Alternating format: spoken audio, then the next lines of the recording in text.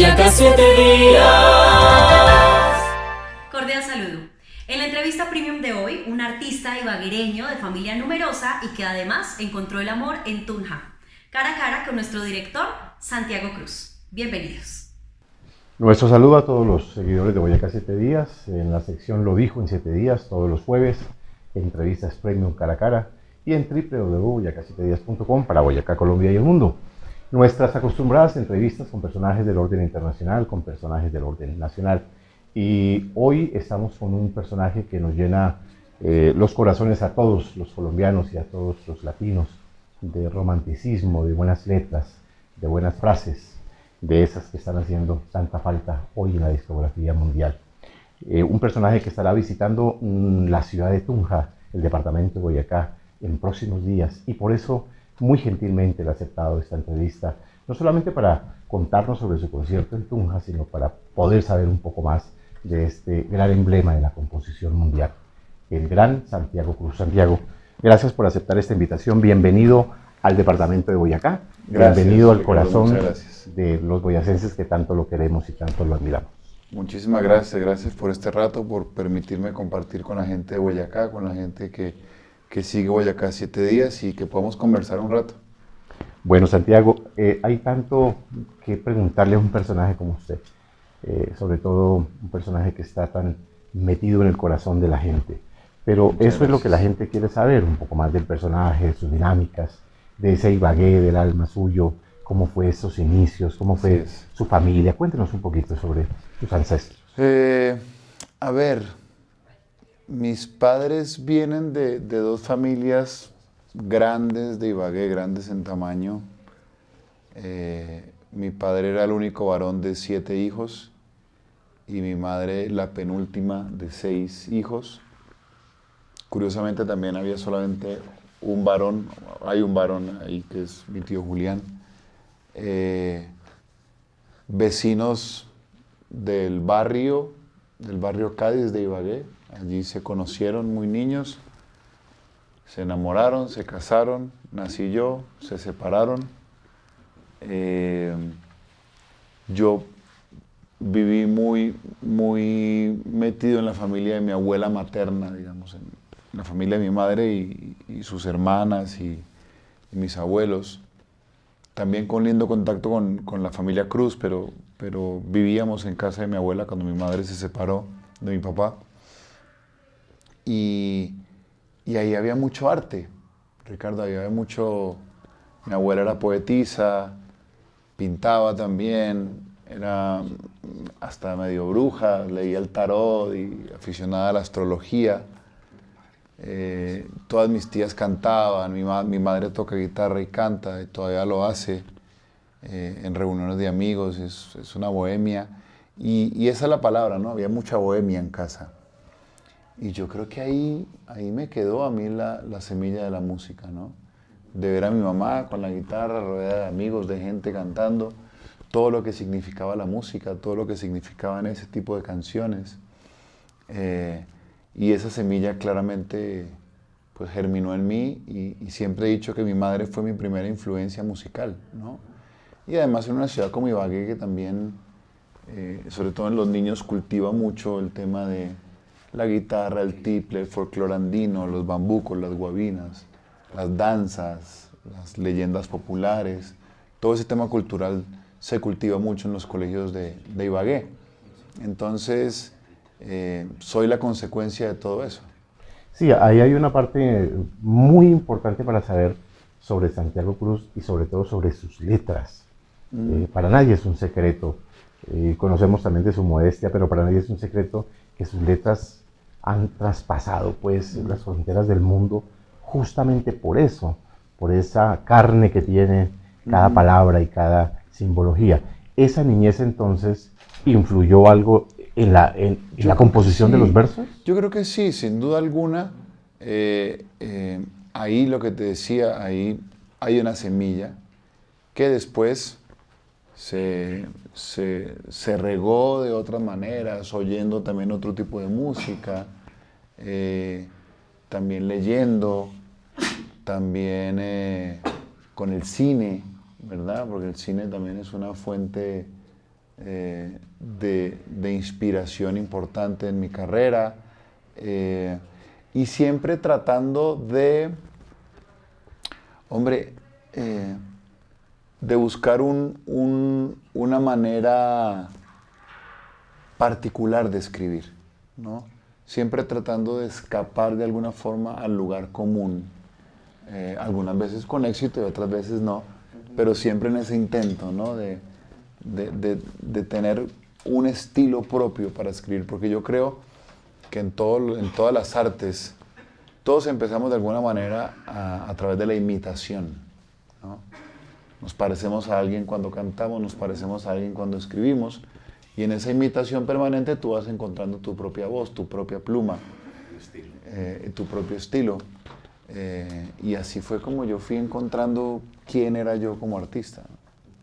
Y esa fraseología de la que estamos hablando, ese romanticismo en las letras, esa línea tan delgada que hay entre decir cosas románticas y la cursilería, sí. ¿Cómo la has manejado? Pues yo no sé si la he manejado. Pero por supuesto. Yo no sé si la he manejado, porque hay gente a la que le parece muy cursi lo que yo hago, hay gente a la que no le parece cursi, igual para gusto los colores, dicen por ahí.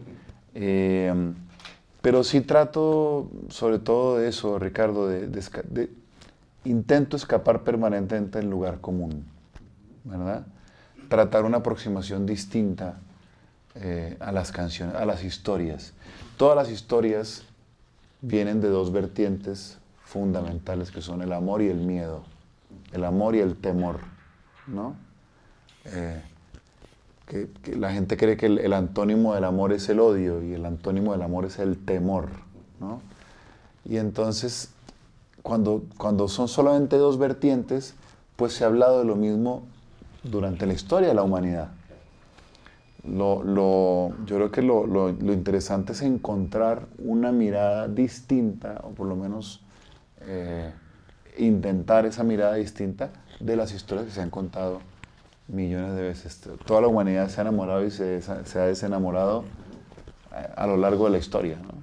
Hemos hablado muchas veces y con muchos colegas, con muchos compositores, cantautores, y siempre coincidimos en decir que si México tiene, y el mundo tiene, y con México, a su gran compositora, a ese gran hombre de las letras que ha hecho tanto, pues, por las letras para enamorados. Sí. Colombia tiene a su Santiago Cruz, y ese Armando Manzanero que está en México, pues, por supuesto que empieza a emularlo un poco, y ese orgullo nuestro de saber que las canciones se hacen con una simbología maravillosa, ¿no? Con un principio, con un desenlace, con un fin, una cosa maravillosa. Yo te agradezco mucho esa frase, me hiciste acordar de una vez que hay una frase de una canción en la que yo menciono a Jorge Drexler, un gran cantautor uruguayo, y cuando se enteró y nos conocimos y todo, me agradeció diciéndome, gracias por esa bellísima exageración, ¿no? Y yo uso esa frase para decirte gracias por esa exageración. Sin duda alguna, el maestro Manzanero, a ver, nosotros crecimos en una época en que en el carro se oía lo que los papás ponían. No hay opción de uno oír una cosa. Exacto. O sea, eso era la dictadura de los papás en el carro. Y en el carro de mi madre se oía Manzanero, se oía Agustín Lara, ¿verdad? Se oía Serrat, se oía... no se oía mucho Sabina, se oía Serrat. Se oía Roberto Carlos, se oía Perales, ¿no? El artesano. Entonces, hermano, cuando uno está bombardeado con eso desde el principio, pues es que es muy difícil. Yo creo que esas primeras semillas son las más difíciles de borrar, no porque yo lo quiera hacer, pero son las que dejan como una marca más indeleble. Y yo creo que, sin duda alguna, lo que yo hago es consecuencia de esa alimentación musical que tuve por culpa de mi mamá, ¿no? Yo no me quiero meter con crítica a otros géneros, ni más faltaba, como Santiago, y uno también respeta todos los géneros, sí, todos los compositores, pero ahí acaba de tocar un tema, Santiago, muy fuerte y muy importante, y es saber cómo en el acervo del hogar se van alimentando y se van cosechando y se va haciendo esa parcela para que después se pueda cosechar en ella. Sin duda. Y entonces, ¿cómo hacer en este momento, no tanto como mensaje suyo, sino como una reflexión de poder permear un poco más el pensamiento en este momento de la actualidad de los muchachos con el lenguaje, ¿no? Con el lenguaje. Ese es un tema delicado, Ricardo, porque para todas las generaciones establecidas, las generaciones venideras son percibidas como unos bárbaros, ¿no? De hecho, hay un ensayo de un escritor italiano que se llama Alessandro Barico, que se llama Los Bárbaros, ensayo sobre la mutación, y habla justamente de eso, ¿no? Para todas las generaciones establecidas, los que vienen son unos bárbaros. Para la gente que oía Sinatra, los que oían los Beatles, eran unos bárbaros, ¿verdad? Y imagínate que estamos hablando de los Beatles, ¿no? Parece lejana la comparación de los Beatles a lo que vivimos ahora en la actualidad, pero es simplemente una reacción normal de la sociedad. Ahora, ¿cómo lo veo yo? ¿Verdad? Primero yo parto de la base que cada uno hace lo mejor que puede con lo que tiene, ¿verdad? Tú haces tu trabajo en el periodismo, en la música, con lo mejor que tú, o sea, tú lo haces para sentirte orgulloso de eso. Y yo parto de esa base en todos los proyectos, ¿verdad? Que oigo. También creo una cosa, Ricardo, y es que la gente, o mucha gente, porque el uso de la frase la gente me parece nefasto, mucha gente en esta industria de la música todavía no ha dimensionado el poder de la palabra. Y no ha dimensionado el poder de la palabra hecha canción. Como que todavía no han abrazado el poder de la palabra. Como que dicen, igual es una canción, no es tan importante. Pero pasa en la sociedad, igual es un tweet, no es tan importante. ¿A quién le importa un tweet? ¿No? Y lo que hace, ¿no? Y la palabra tiene mucho poder. Y la palabra hecha canción, ese poder todavía se amplifica un poco más.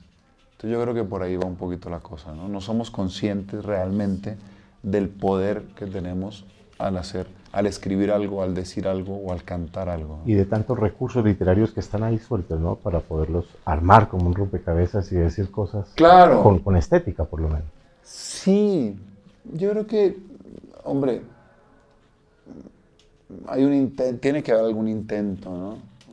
Tiene que haber algún intento de pretender escribir algo con algún tipo de sentido, por más básico que sea las grandes cosas no tienen que ser complejas.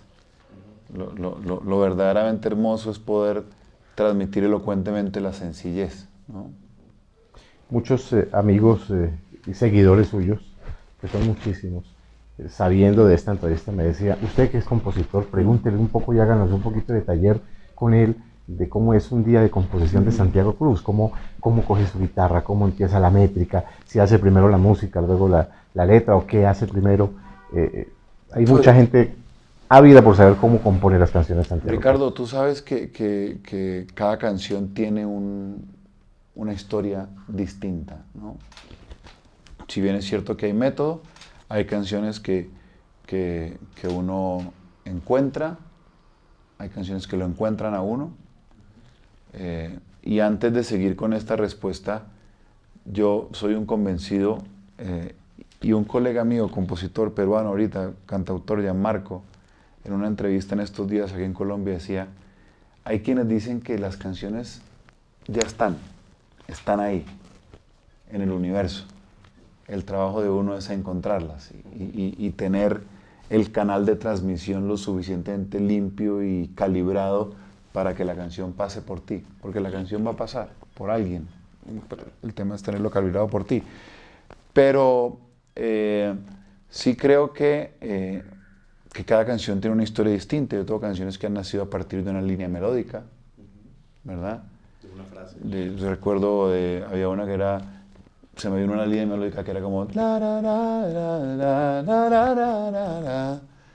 Y yo, ok, esto ¿por dónde puede ir? Y terminó siendo duerme un poco más, hazme imaginar que a mi lado es donde encuentras tu paz. Tengo canciones que han nacido a través de una frase, ¿no? O de una historia, ¿no? Tengo una canción que es muy terapéutica para mí, que es Baja la Guardia, que viene de un proceso de una terapia psicológica, en un momento muy trascendental de mi vida.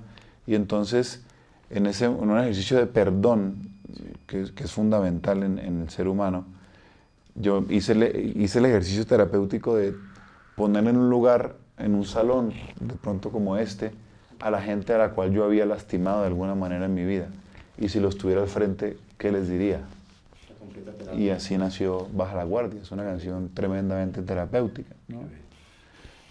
Tengo canciones que me han despertado. En un hotel en Buenos Aires, una canción que como a las 2, 3 de la mañana me despertó, agarré el teléfono, puse la nota de voz, agarré la guitarra, grabé, me volví a acostar a dormir y cuando me levanté no me acordaba, como que no me acordé de eso, pasó el tiempo, llegué a Bogotá, tal, y como al mes dije, lo de Buenos Aires me lo soñé o sí pasó, y entré al teléfono y una nota de voz tenía los versos y en otra nota de voz tenía el coro de la canción. Tenía un verso y en otra voz el coro. Y eso terminó siendo una canción que se llama Antes de Empezar, que es de mi primer disco. En mi caso particular, generalmente el disparador es una historia. Generalmente. Hay excepciones de línea melódica, hay excepciones de riff de guitarra, pero generalmente mi aproximación es más sobre la historia que musical. De hecho, me considero más un contador de historias que músico, si se pudiera decir algo así, ¿no? Entonces siempre la conexión es más a lo que voy a contar que cómo lo voy a contar. El inicio siempre es con la historia, ¿no? ¿Qué quiero hablar? ¿De qué quiero comunicar en esta canción? ¿Cuál es el núcleo de esta canción? ¿Quiero hablar de perdón o quiero hablar, ¿no? Porque todas las canciones al final tienen un elemento fundamental. Y si te quedas esta noche, y si te quedas, ¿qué? ¿Vivencia Sí, o vivencia prestada? Hermano, no, yo creo que así te cuentan la historia, la música termina siendo autobiográfica, ¿no? Pero en mi caso sí es el 99% de las canciones que yo hago son historias particulares. Lo que pasa es que ahí, en esa canción en particular, yo me acordé de ese reto que le hacían a uno cuando niño, en el barrio, esa manera de decirle a uno, bueno, y si tal cosa, ¿qué? ¿No? Como, ¿qué va a hacer? ¿No? Sí, sí. Y entonces trasladé ese lenguaje infantil de juego en mi barrio a una relación sentimental, que es decir lo mismo pero de otra manera, porque eso se ha dicho muchas veces, pero ¿cómo logramos decirlo de otra manera, ¿no? Y luego ya de hechas esas canciones, Santiago, los productores, cómo han llegado a tu vida, los músicos, la banda. Mira, el productor de mis primeros 2 discos, que fueron discos con un moderado éxito, de moderado a bajo éxito comercial, fue un gran amigo mío, gran guitarrista colombiano que se llama Julián Ávila. Mi primer disco fue su primer disco y luego repetimos y fueron experiencias bellísimas que ahora valoro cada vez más lo que hicimos en esos discos. Después, yo soñando una vez, me puse a ver quién estaba detrás de la estética o sea, era muy fan de Presuntos Implicados. Uh-huh. Y detrás de Presuntos, uno de sus miembros, Nacho, era el bajista, era el productor también. Pero además me di cuenta que Nacho había producido el álbum Si tú me miras de Alejandro Sanz. Y Nacho había producido el álbum de duetos del Maestro Manzanero. Y Nacho había producido Joyas Prestadas de Niña Pastori. Y Nacho había trabajado con Eros Ramazzotti.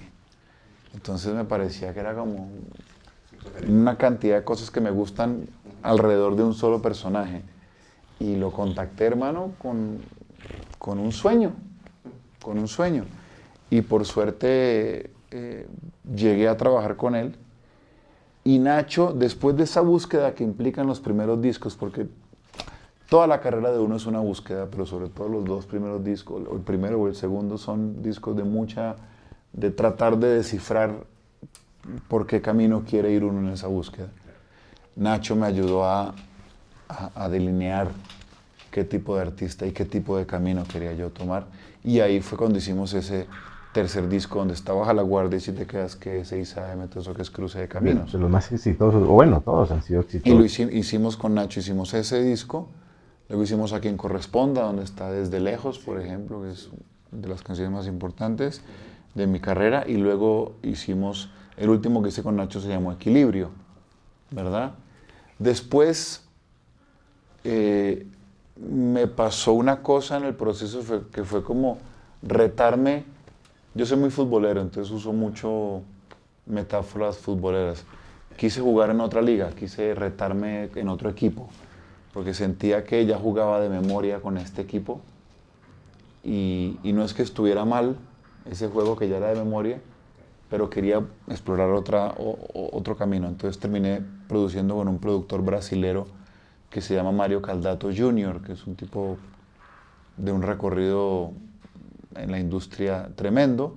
Y ahora para Elementales me junté con un puertorriqueño que es Eduardo Cabra, visitante, con un argentino que es Cachorro López, que yo he trabajado con Natalia Lafourcade, con Andrés Calamaro,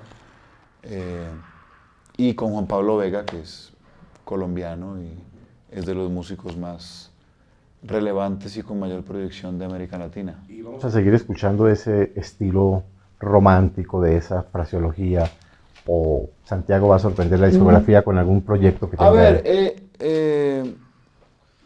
fíjate que yo trato, en este proyecto en particular, en Elementales, sí hubo un intento de forma, en la producción y en la aproximación de las canciones un poco distinto a lo que tradicionalmente había hecho. Yo quería como ampliar un poco mi punto de vista desde lo estético, pero en las canciones sí mantener un estilo de contar las historias, que es lo que realmente me apasiona a mí, ¿no? Pero que esa forma de contar historias tenga la libertad de ser contado de muchas maneras distintas, ¿no? Que si lo quise hacer en una bachata con una elegancia muy particular, lo hice, ¿verdad? Y así con muchos géneros que exploramos en Elementales, pero las historias siguen contándose de la manera que yo lo sé hacer. Entramos, Santiago, lamentablemente en la recta final de esta entrevista. Hombre. Y por eso tenemos que traer la tierrita para acá, al departamento de Boyacá. Sí, señor. Tierra Libertadora. ¿Qué se acuerda de Boyacá? ¿Qué le recuerda a Boyacá? Pues hermano, Boyacá la tengo presente todos los días de mi vida porque estoy casado con una boyacense. Yo estoy casado con mi esposa es de Tunja. Entonces, hermano, Boyacá está en mi casa todos los días. En la casa, en la sangre y en la cama. Exactamente. Así que mis hijos tienen ancestro boyacense. Y es una ciudad que siempre nos ha recibido con mucho cariño. Tú lo sabes, tú nos llevaste alguna vez allí al festival. Es una ciudad que a mí ese festival me da envidia, ¿no? Me alegra que pase en Tunja. Me encantaría que pasara en mi ciudad, en Ibagué. Me encantaría que pasara en Bogotá, porque ni siquiera en Bogotá tenemos un festival así, creo, como el que se hace en Tunja. Y me reciben siempre con mucho cariño, ¿no? Hemos tocado en algún barcito muy pequeño al principio. Hemos tocado en la Plaza de Bolívar, hemos tocado en el estadio. Ahora tenemos el concierto en el Teatro Maldonado, que no lo conozco y tengo mucha ilusión de conocerlo, que los teatros siempre tienen como un espíritu distinto, así que con mucha ilusión que llegue ya el 20. Bueno, Santiago, pues los boyacenses estarán siempre ávidos de recibirte. Muchas gracias. No se debe hacer tanta promoción, y lo digo sin necesidad de echar cepillo ni de sobar la solapa, como se dice en el argot popular, porque Santiago es un referente para todos. Y siempre hay que hacer promoción, Ricardo. Sí, pero hay que nomás escuchar el nombre para saber que eso ya va a ser un éxito asegurado. Gracias, Santiago, gracias por favor, a ti, por entregarnos tanto y por entregarnos tanta literatura bella al amor. Muchas gracias. Ojalá, y vuelvo a hacer la comparación las veces que sea, personajes como tú, como María Isabel Saavedra, Son personajes maravillosa. que se están afianzando mucho en la discografía mundial a través de sus letras, a través de su sentimiento. Entonces es un honor para nosotros, en especial para mí como cantautor, estar con un personaje de la talla tuya. Muchísimas gracias a todos los televidentes y aquí está el saludo de Santiago Cruz hacia los boyacenses. ¿Qué tal, amigo? Primero agradecerte, Ricardo, por este rato y a todos los amigos de Boyacá 7 días, de Tunja y de todo alrededor, que los quiero invitar el próximo 20 de septiembre al Teatro Maldonado. Tenemos además la primera fecha en Colombia de nuestro tour Elemental y va a ser allí, en Tierra Libertadora, en la tierra de mi esposa, en Tunja. Así que nos vemos el 20 en el Teatro Maldonado. Un abrazo para todos, buena energía. Bueno, nuestro personaje del día de hoy, Santiago Cruz. Más adelante, más entrevistas premium en Boyacá 7 días.